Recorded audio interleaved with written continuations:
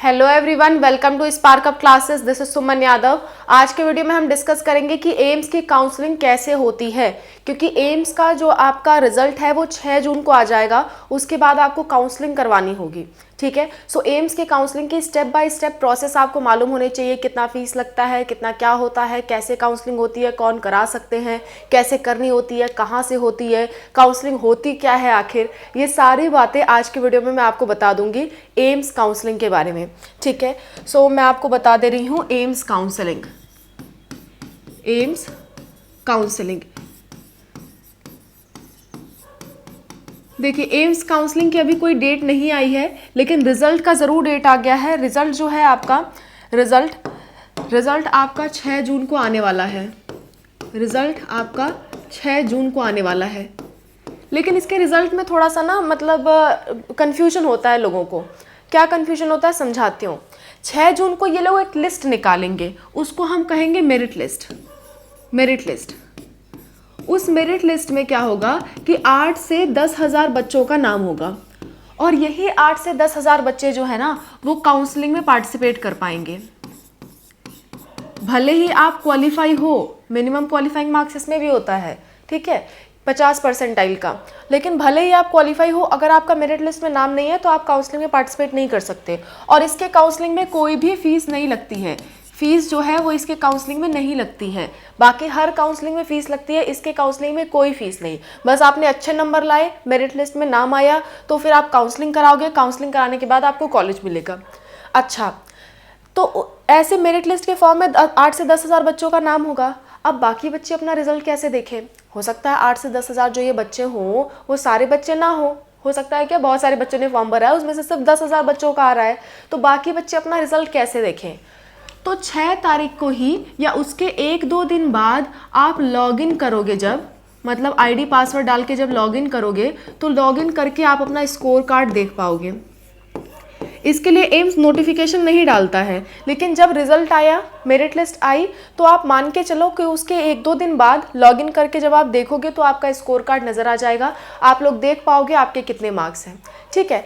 ये लोग कहते हैं कि रिजल्ट 6 जून को आएगा, लेकिन ये चीज़ जो है वो एक्टिव 1-2 दिन बाद होती है, या कई बार रात तक या अगले दिन सुबह तक भी एक्टिव हो जाता है। सो कुछ लोग देख पाते हैं, कुछ लोग नहीं देख पाते, तो उस समय घबराते हैं कि हम अपना रिजल्ट कैसे देखें। तो 1-2 दिन का सब्र रखना, आपको स्कोर कार्ड देखने को मिल जाएगा, ठीक है। यानी मान के चलो 8 तारीख तक आप अपना स्कोर कार्ड, जो आपका रिजल्ट है अलग अलग बच्चे का, वो हर बच्चा अपना स्कोर कार्ड रिजल्ट देख पाएगा, ठीक है। अब काउंसलिंग की बात करते हैं।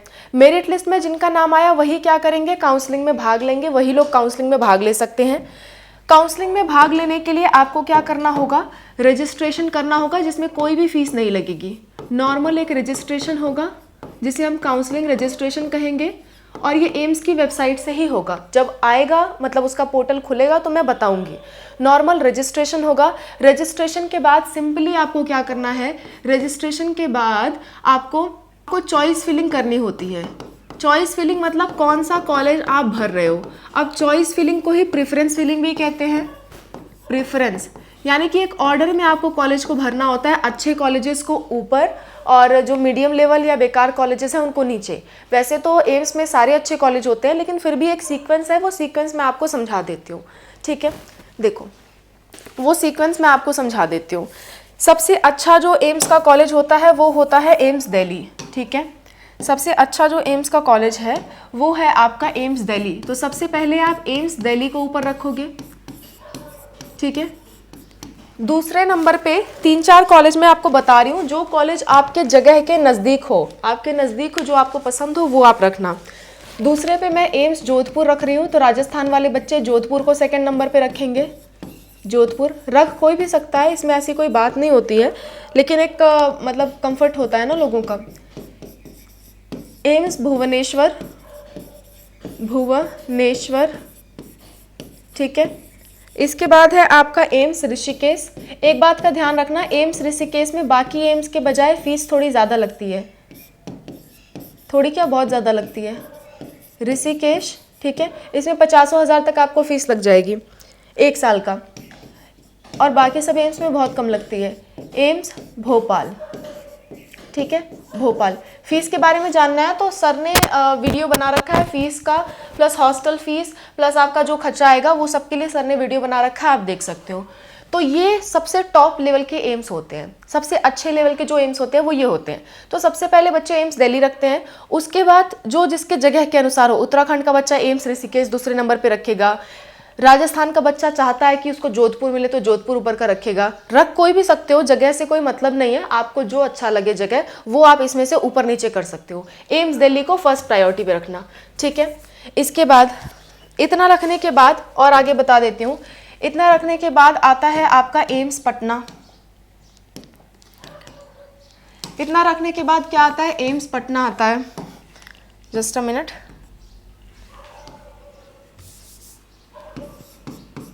एम्स पटना, ठीक है। एम्स पटना के बाद आता है एम्स रायपुर, एम्स रायपुर। इसके बाद आता है आपका एम्स जम्मू, एम्स जम्मू। इसके बाद आता है आपका एम्स नागपुर, एम्स नागपुर। इसके बाद आता है आपका एम्स गोरखपुर।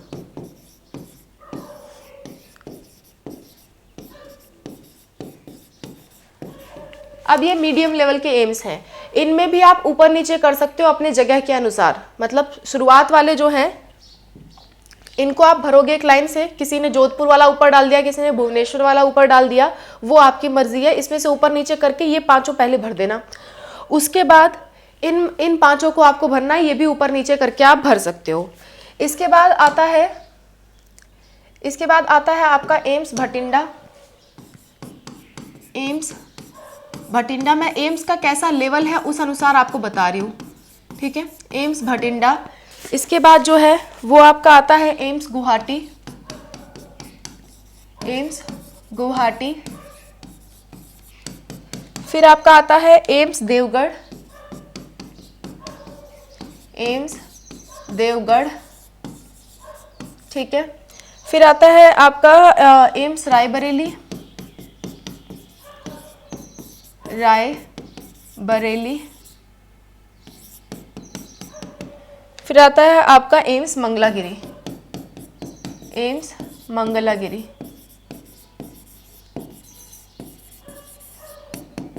ठीक है, ये आते हैं। फिर इसमें से जो आपको पसंद आए वो ऊपर नीचे करके आप रख देना, इन पांचों को भर देना। उसके बाद लास्ट में जो सबसे नए वाले एम्स हैं वो है, और नए वाले एम्स को मतलब कम प्राथमिकता दी जाती है, तो सबसे लास्ट में आपके आते हैं एम्स बीबी नगर,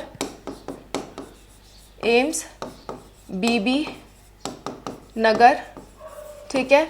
उसके बाद आता है आपका एम्स बिलासपुर, एम्स बिलासपुर। और लास्ट में है आपका एम्स कल्याणी। ये तीनों जो है ना, ये बिल्कुल ही नए एम्स हैं, तो इनको लास्ट में प्रायोरिटी दी जाती है और इनकी कट ऑफ भी कम जाती है, ठीक है। तो ये सारे आपके एम्स हैं जो आपको प्रेफरेंस लिस्ट में भरना है। इसमें से भी आप कोई भी ऊपर नीचे कर सकते हो। ये आपकी प्रेफरेंस लिस्ट रहने वाली है एम्स की। अब प्रेफरेंस लिस्ट भरने के बाद क्या होगा, आपने चॉइस फिलिंग कर दी, प्रेफरेंस फिलिंग कर दी। प्रेफरेंस भरने के बाद क्या होगा, आपका जो है वो रिजल्ट आएगा, आपका रिजल्ट आएगा, रिजल्ट आएगा। रिजल्ट आने के बाद जो बच्चों को एम्स मिला होगा उनको दिए गए टाइम पे कॉलेज पे जाना होगा। एक लिस्ट आएगी काउंसलिंग के सारे डेट्स एंड टाइम की, वो जब आ जाएगा तो मैं उस पर भी वीडियो बना दूंगी कि कब कब काउंसलिंग शुरू हो रही है, कब से कब तक रहेगी, कब से कब तक रजिस्ट्रेशन करना है, कब से कब तक चॉइस फिलिंग करनी है, कब से कब तक आपका रिजल्ट आएगा, कब आपको कॉलेज पे जाना है। ये जब लिस्ट आ जाएगी तो मैं बता दूंगी, अभी आई नहीं है, ठीक है। सो कॉलेज पे जाना होगा, कॉलेज पे जा करके आपको फीस वगैरह सबमिट करके एडमिशन लेना होगा, ठीक है, एडमिशन लेना होगा। अब बहुत सारे बच्चे एडमिशन लेंगे, बहुत सारे बच्चे नहीं एडमिशन लेंगे, तो क्या होगा, उसके बाद लास्ट में एक मेरिट लिस्ट 2 भी आती है, मेरिट लिस्ट 2 भी आती है। ये अक्सर आती है, पर कभी कभी किसी किसी सालों में देखा गया है कि नहीं भी आती है। इसमें कुछ और बच्चों का नाम होता है, इसमें मान के चलो 14,000 तक के जो रैंक होंगे उन बच्चों का नाम होगा, ठीक है। फिर ये लोग भी क्या करेंगे, काउंसलिंग में पार्टिसिपेट कर पाएंगे, काउंसलिंग में पार्टिसिपेट कर पाएंगे। और काउंसलिंग का फिर से वो वही रजिस्ट्रेशन होगा, रजिस्ट्रेशन फिर से होगी आपकी चॉइस फिलिंग, और फिर से क्या होगा, आपका रिजल्ट आएगा, फिर से आपका रिजल्ट आएगा। उस रिजल्ट में आपको पता चलेगा किस कॉलेज पे जाना है, फिर आप कॉलेज की रिपोर्टिंग करोगे, कॉलेज रिपोर्टिंग, ये पूरा सीन जो है वो चलता है, ठीक है। फिर इस पे आप कॉलेज रिपोर्टिंग करोगे। इतनी बात समझ में आ रही है? तो इसमें राउंड 1 राउंड 2 तक चलता है। राउंड 2 में सारी चीज़ें फाइनल हो जाती हैं, लेकिन क्योंकि अभी इस बार की काउंसलिंग की पूरी नोटिफिकेशन आई नहीं है डेट सहित, तो थोड़ा हम वेट कर लेते हैं। नॉर्मल प्रोसेस यही होती है, जब काउंसलिंग की डेट आ जाएगी तो मैं डेट के साथ साथ आपको बाकी के नियम जो हैं काउंसलिंग के वो समझा दूंगी। जैसे कि मैंने सीनेट के काउंसलिंग के रूल समझाए हैं काउंसलिंग की बुलेटिन आने के बाद, वैसे मैं इसको भी समझा दूंगी। अगर आप चाहते हो कि मैम जो एम्स की काउंसलिंग है वो आप हमारी खुद करो, मतलब मुझसे काउंसलिंग कराना चाहते हो, तो मुझसे काउंसलिंग कराने का मैं आपसे फ़ीस लूँगी, क्योंकि बहुत सारे बच्चे हैं, सबकी काउंसलिंग मैं नहीं करा सकती। मेरी भी सीमा है, मैं अकेले हूँ, सर अकेले हैं, हम 2 लोग हैं, 2 लोग मिलकर कितने लोगों का काउंसलिंग कराएंगे, तो इसलिए हम लोग फ़ीस ले रहे हैं। अगर आप हमसे काम कराओगे तो जो है एम्स काउंसलिंग की फ़ीस हम 2500 रुपये लेंगे, क्योंकि एम्स के काउंसलिंग में ज़्यादा झंझट नहीं है सीनेट के जितना, तो इसलिए हमने इसमें 500 कम ले रहे हैं, ठीक है। तो 2500 रुपये काउंसलिंग का लेंगे अगर कोई बच्चा हमसे एम्स नर्सिंग का काउंसलिंग करा रहा है तो। और एम्स पैरामेडिकल की बात करूं तो एम्स पैरामेडिकल में कोर्सेज वगैरह भरना पड़ता है, तो उसलिए एम्स के काउंसलिंग की फ़ीस हम ज़्यादा लेंगे। तो अभी एम्स पैरामेडिकल की बात नहीं करते हैं, अभी वो बहुत दूर है। एम्स नर्सिंग में हम 2500 रुपये फ़ीस लेंगे आपकी, क्योंकि इसमें सिर्फ एक ही कोर्स हमें भरना है और कॉलेजेस भरने हैं और आपके डॉक्यूमेंट्स डालने हैं, तो इतने के हम 2500 रुपये लेंगे। और आपके लास्ट तक साथ जुड़े रहेंगे जब तक आपको कॉलेज नहीं मिल जाता। हम बताएंगे आपको कॉलेज रिपोर्टिंग पे क्या क्या लेके जाना है, आपको कब कॉलेज रिपोर्टिंग करना है, कब से कब तक करना है, किस दिन करना है। उस बीच जब तक आपको कॉलेज नहीं मिल जाता और जब तक आपने 2500 रुपये हमें पे किए हैं, तब तक से लेकर के जब तक कॉलेज नहीं मिल जाता तब तक हम आपके साथ रहेंगे और कॉल पे लगातार बात करते रहेंगे। कॉल के अलग से आपको पैसे नहीं देने पड़ेंगे। और किसी बच्चे को, कोई बच्चा ये नहीं देना चाहता है, कोई बच्चा सिर्फ उसका कोई अर्जेंट डाउट है, वो हमसे कॉल पे बात करना चाहता है, कॉल पे बात करना चाहता है, तो 200 रुपीज़ कॉल के लगते हैं, वो 200 रुपीज़ आप दे सकते हो, हम आपसे कॉल पे बात कर लेंगे। और कोई बच्चा चाहता है कि मैम हम पैसे नहीं दे सकते, हमें फ्री में गाइडेंस चाहिए, तो फ्री में भी हम दे रहे हैं। फ्री में हम यूट्यूब पे वीडियोज़ बना रहे हैं, यूट्यूब वीडियोज़ बना रहे हैं और यूट्यूब पे वीडियोज़ प्लस कमेंट का रिप्लाई भी कर रहे हैं। जितना हमसे हो पा रहा है हम कमेंट्स का रिप्लाई भी कर रहे हैं। तो ये चीज़ें फ्री है। कोई बच्चा ऐसा ना सोचे कि हमारे पास पैसे नहीं है तो हम नहीं करवा पाएंगे, बिल्कुल करवा पाओगे। ये चीज़ें फ्री में मिलेंगी, लेकिन यहाँ खुद करना पड़ेगा, यहाँ आपको खुद करना पड़ेगा। और यहाँ मैं करूँगी तो मेरी भी एक सीमा है ना, मैं कितना कर लूँगी, 3-3.5 लाख बच्चे हैं, मैं कितना कर लूँगी, तो मेरी भी एक सीमा है। इसलिए हमने ये चार्ज रखा है ताकि कुछ ही लोग हमसे करवाएं और बाकी लोग के लिए हम फ्री में गाइडेंस वीडियोस के थ्रू, कमेंट्स के थ्रू देंगे, वो देख के भी कर सकते हैं, पर यहाँ उन्हें खुद करना पड़ेगा, यहाँ मैं करूँगी। ठीक है, बात समझ में आ गई। सो जिसको फ्री में चाहिए वो फ्री में करवा सकता है, जिसको मुझसे करवाना है वो मुझसे करवा सकता है, आपकी मर्जी।